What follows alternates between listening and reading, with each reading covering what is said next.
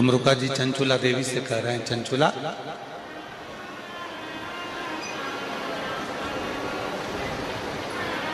जैसे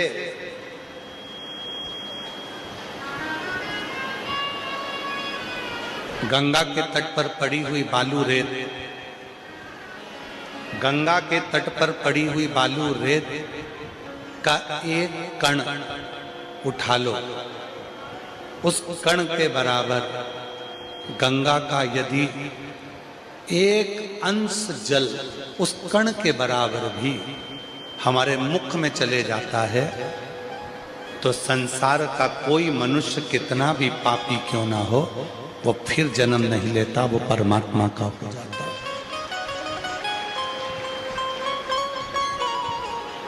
जरा विचार करिएगा, भीतर सोचे। इसको बढ़ा दे बाबा, अंदर के स्पीकर बढ़ाओ, और जितने स्पीकर अंदर पंडाल में लगे उसको भी बढ़ाइए।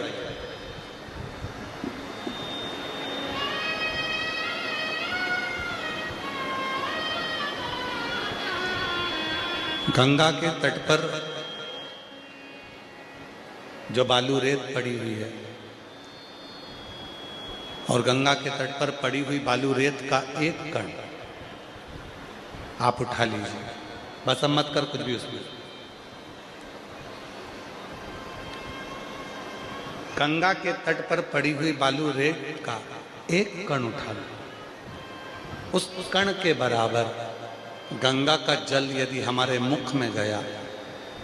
तो पुनः हमारा इस संसार सागर में जन्म नहीं होता। अब दूसरी बात क्या लिखी शिव महापुराण के अंदर, तुमरुका जी क्या कर रहे हैं कि गंगा की तट पर पड़ी हुई बालू रेत का एक कण के बराबर गंगा जल यदि हमारे मुख में जाता है तो हमारा पुनर्जन्म नहीं होता। और यदि शिव महापुराण के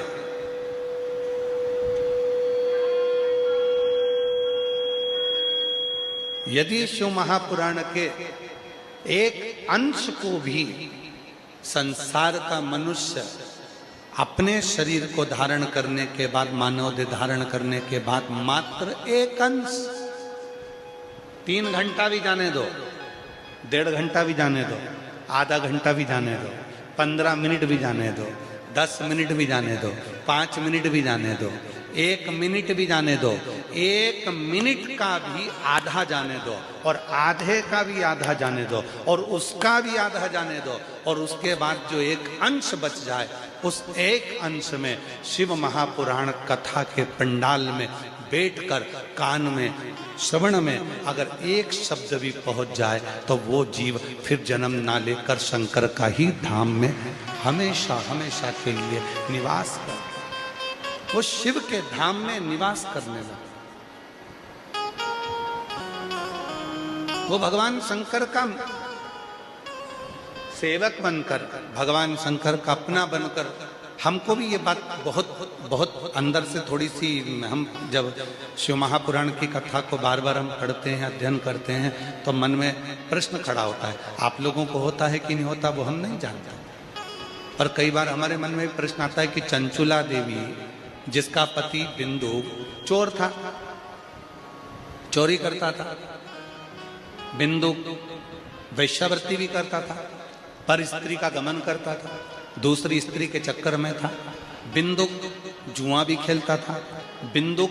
व्यसन भी करता था, गलत पान भी करता था, नशे में भी डूबा रहता था, बिंदु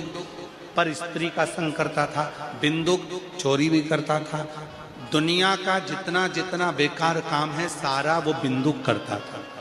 जब बिंदु इतना बेकार काम करता था तो उसकी पत्नी चंचुला पार्वती जी की सहेली कैसे बन गई? ये प्रश्न मन में बहुत खड़ता था।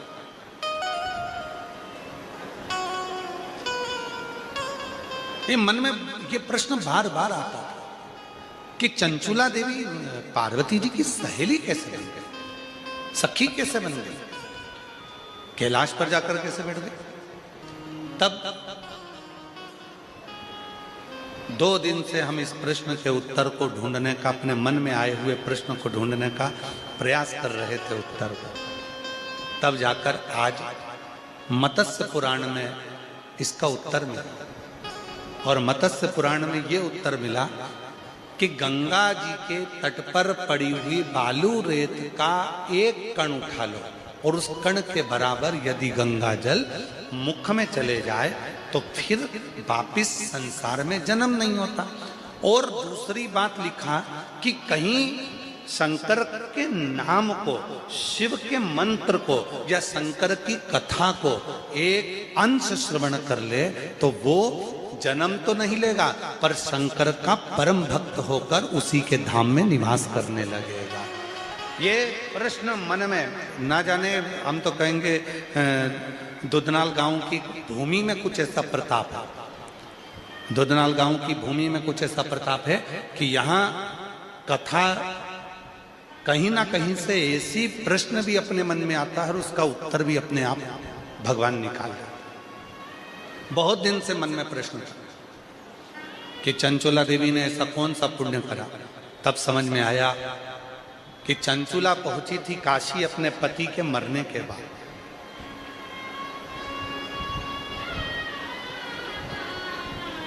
चंचुला खरीद रही थी वस्त्र अपने पति के मरने के बाद। वहीं पर चंचुला देवी को कानों में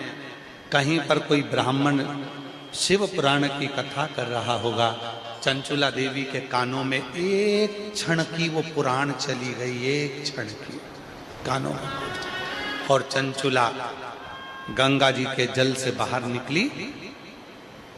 कपड़ा लेकर गंगा के जल पर गई, वहां से बाहर आ रही थी, पांव फिसल गया, मर गई और पार्वती जी की सहेली बन गई। एक क्षण, मात्र क्षण,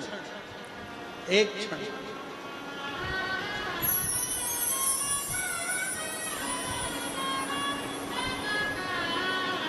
अब जरा विचार करो, जब एक क्षण मात्र की शिव पुराण कानों में जाती है तो भगवान शंकर के धाम में हम उनके सखा, हम उनके पुत्र, हम उनके परिवार बनकर, उनके मित्र बनकर रहने लगते हैं। और आप सब लाखों की संख्या में आकर जब भगवान शंकर की कथा को 2 घंटा, 2.5 घंटा, 3 घंटा रोज श्रवण करते हो तो निश्चित है कि तुम भगवान शंकर की गोद में बैठोगे, शिव की गोद में विराज।